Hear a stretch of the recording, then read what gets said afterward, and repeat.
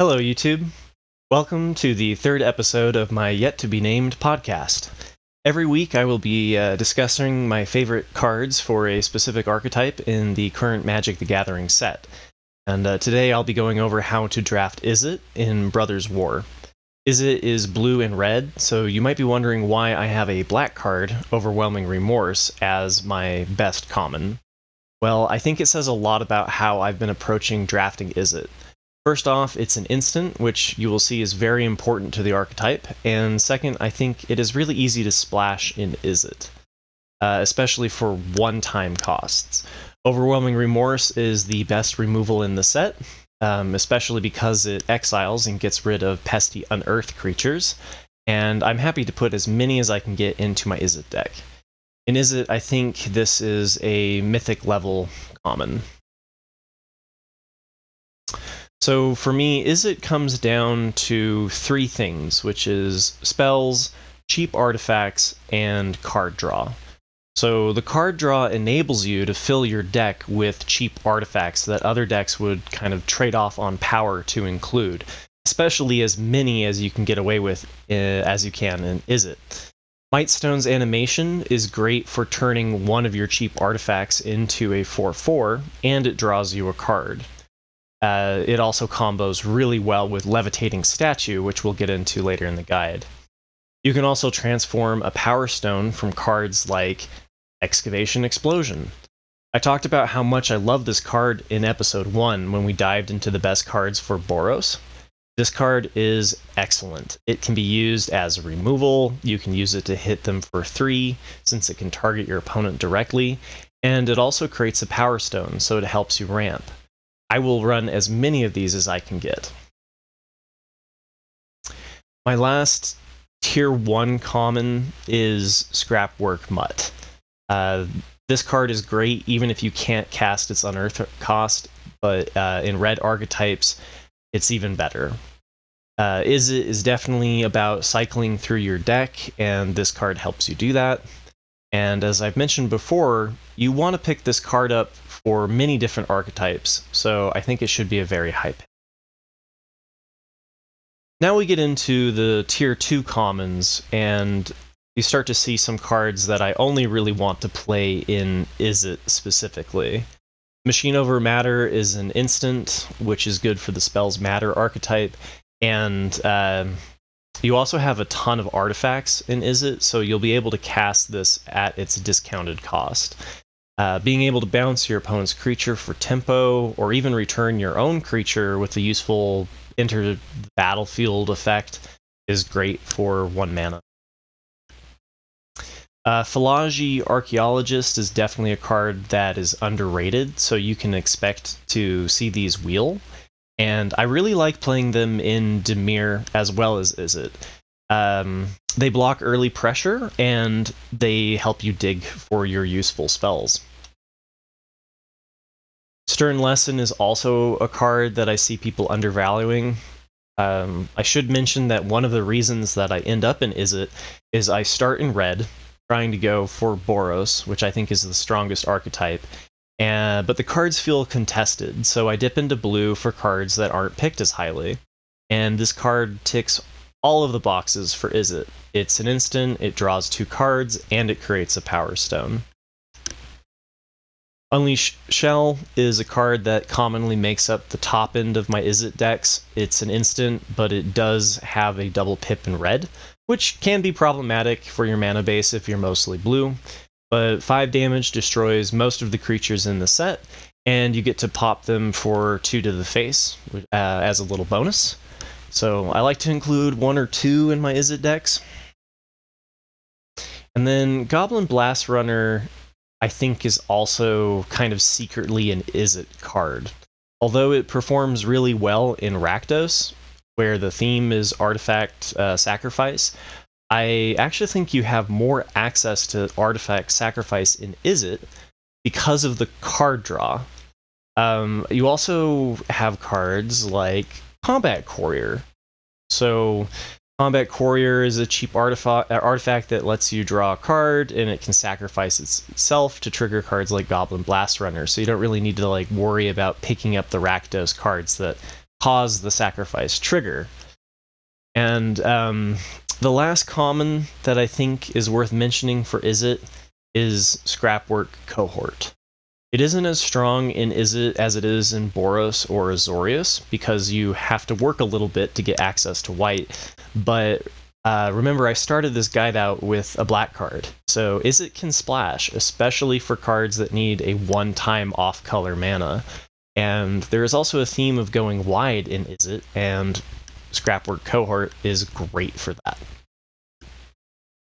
Now for the uncommons. Speaking of going wide and why Izzet is the Spells Matter archetype, Third Path Iconoclast is exactly why. This is my mythic level uncommon for Izzet. You want as many of these as you can get. They tend to get picked up pretty quickly, so if you see one of these on pick 5 or 6, it's definitely a sign that Izzet is open. Being able to get additional value off of each of your spells, and that are usually drawing you cards for even more spells, is great. So it's so great that I think you can definitely pack one, pick one this, especially because blue tends to be an underdrafted color, and so the likelihood of you being cut out of Izzet is pretty low compared to Boros or Azorius, for example. Now for my tier 1 uncommons, Thopter Mechanic is a very good blue uncommon that I mentioned in my guide to Azorius. It is a Dimir superstar, where the archetype is based around drawing your second card, but I still like it in any blue deck, and in Izzet you also have a lot of card draw, so you have plenty of ways to grow it. It also fits into the go wide strategy because it leaves behind a 1/1 when it dies. Another tier 1 uncommon is Mishra's Research Desk. It's a cheap artifact that helps you cycle through your deck. It doesn't draw you cards, but it synergizes with Goblin Blast-Runner, and I'm happy to run as many of these as I can get my hands on. Zephyr Sentinel is a strong blue uncommon. It's completely busted in Azorius, as I mentioned in my guide last week, but it's still a 2/1 flash flyer for 2, and you can use it in response to your opponent playing removal.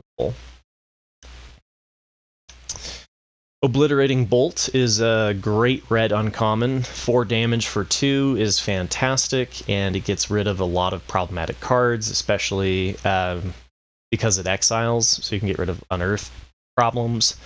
And you can also use this as a signaling card. So if you see this on pick 5, pick 6, I think you can use that as a signal that red is definitely open. Giant Cindermaw is a great card to include when you have access to red. It has trample, it comes in with an extra power as a 4/3 for 3, and it prevents your opponent from gaining life, which counters cards like Boulder Branch Golem. I think this one is also a good signal if you see it in pick 5 or pick 6, that red is definitely open. Horned Stoneseeker is a mythic level uncommon in Rakdos and Boros. In Izzet, it's still great, but you aren't usually applying as much early pressure, and instead you're trying to win through card advantage and going wide. So a 2/2 menace for 2 that creates a Power Stone is still great, and I'll happily include as many as I can get.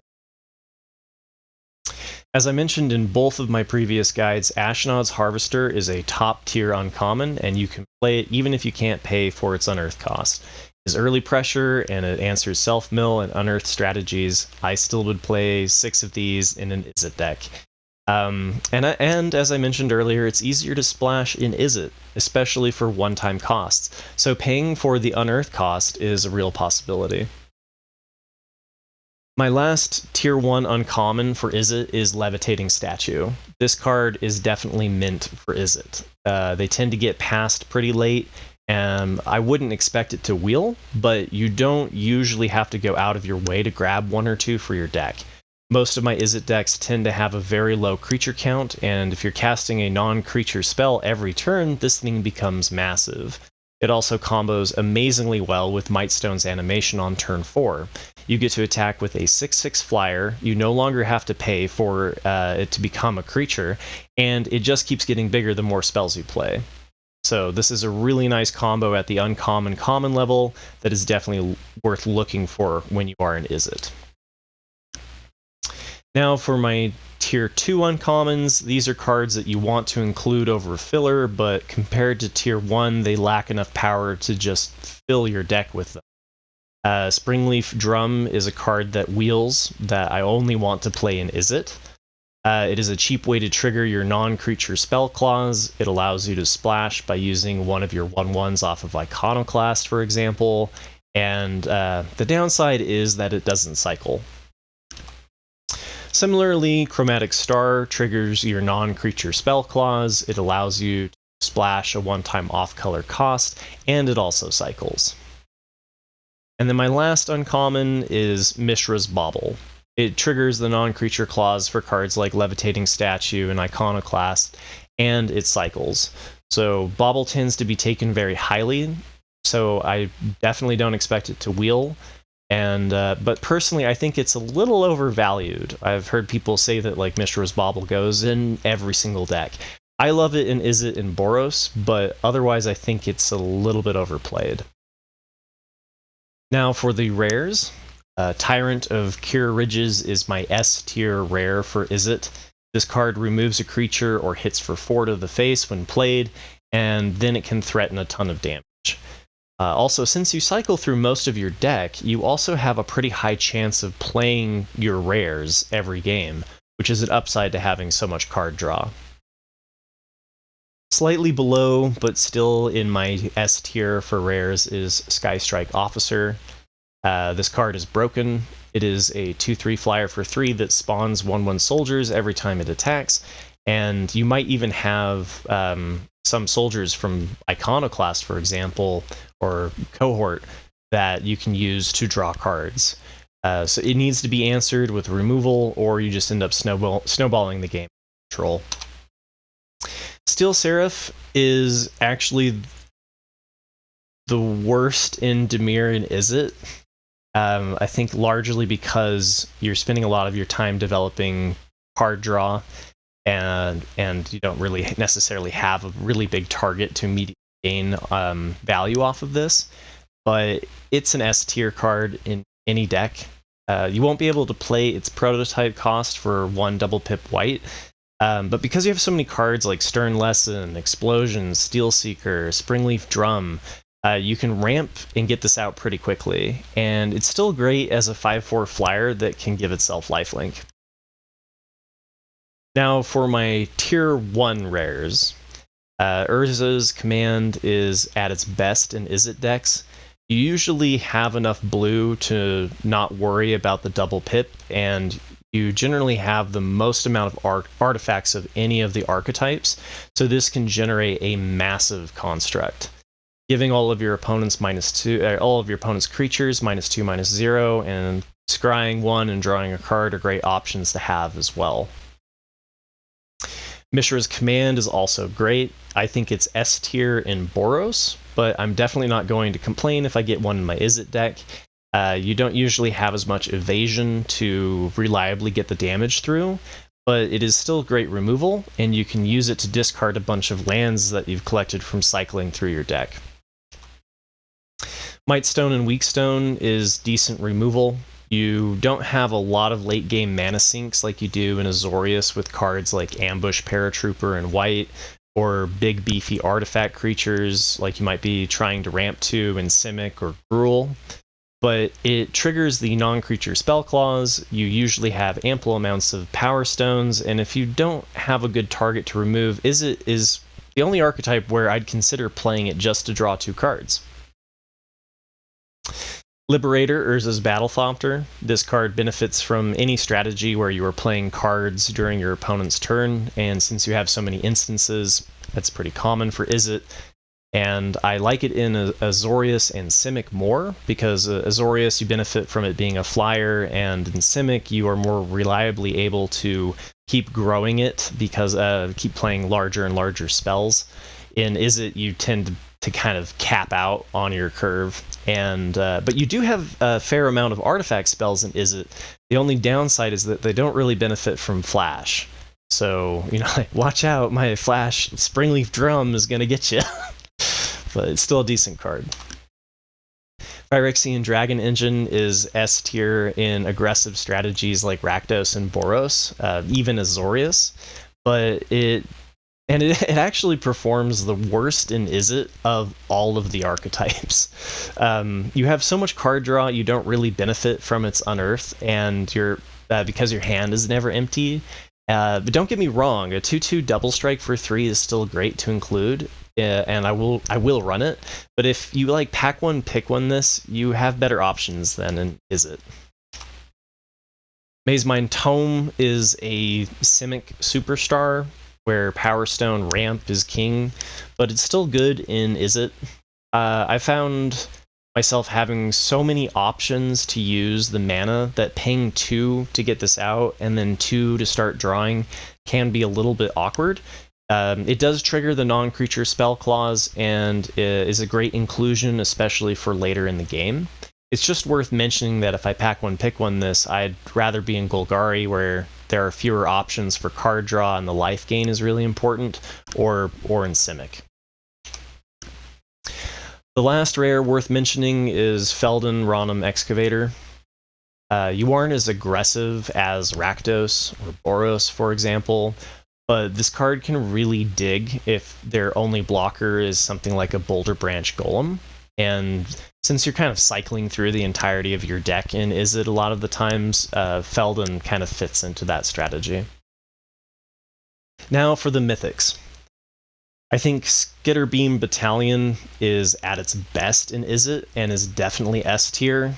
It's great in every red deck, but it fits the go wide strategy, and with Power Stones and card draw, you can even get this out some of the time for 9 mana. Surge Engine is a fantastic blue mythic, and it performs the best in Izzet. I think this is because Azorius tends to be a little bit more white dominant, and Dimir is a slower tempo. But and Simic is about ramping to big beefy creatures. So if I pack one, pick one this, I definitely look to try to beat Izzet. Izzet is also the deck of Planeswalkers. I've mentioned that Teferi is a Dimir superstar, but it might be equally good in Izzet. You have a ton of card draw to make the spirit tokens huge, and it's definitely S tier. I think a lot of people, myself included, think of Dimir first because it's the draw 2 archetype, but if you pack one, pick one this, definitely keep Izzet in mind as well. Saheeli is my last S tier mythic for Izzet. Planeswalkers that immediately create creatures that can be used to block them are always great.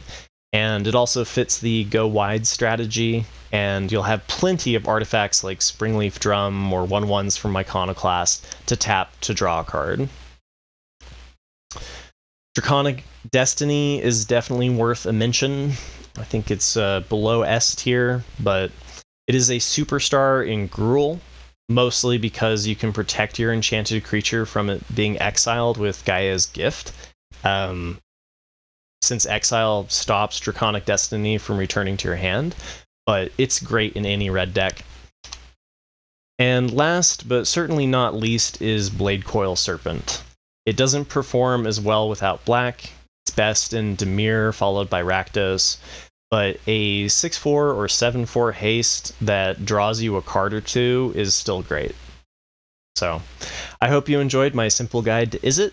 Remember to hit like and subscribe to help support me. You can also catch me Monday through Friday at 2 p.m. Pacific or 5 p.m. Eastern on Twitch. And if you have a specific archetype that you'd like to see next week, let me know by voting on Patreon. The link will be included in the description below. No subscription is necessary, but always appreciated. And I just want to say thank you all for the support, and I'll see you next week.